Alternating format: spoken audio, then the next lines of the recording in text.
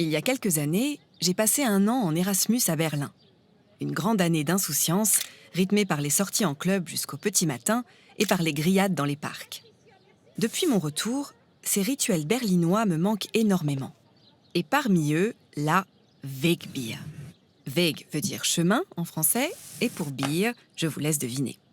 La Wegbier, c'est une bière allemande tout à fait classique, dans une bouteille en verre brun, d'un format d'un demi-litre dans la majorité des cas, comme celle-ci par exemple, ma préférée. On la trouve à l'unité à peu près à chaque coin de rue, dans un Spätkauf, une épicerie de quartier, souvent ouverte 24 heures sur 24, que tous les Berlinois appellent Späti. Quand on entre au Späti pour se procurer une Wegbier, c'est toujours un grand moment. Souvent, l'immense frigidaire rempli principalement de bière offre un large choix. Et lors du passage en caisse, c'est la consécration. Un petit décapsuleur attaché au comptoir par une ficelle nous attend. Il pense vraiment à tout.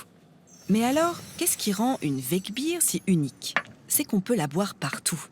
C'est une bière pour la route qui en incarne toute la légèreté. Il n'y a ni mauvais horaire, ni mauvais endroit pour boire une Wegbier. Sa consommation traverse tous les âges et toutes les classes sociales. On l'achète en sortant du travail ou de la fac, en plein après-midi ou en partant pour une soirée.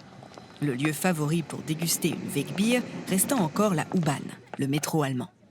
Certains diront qu'on reconnaît un vrai Berlinois à sa Wegbier, qu'il tient à la main comme une prolongation naturelle de son bras. En Allemagne, il n'existe aucune loi fédérale pour réguler la consommation d'alcool dans les lieux publics.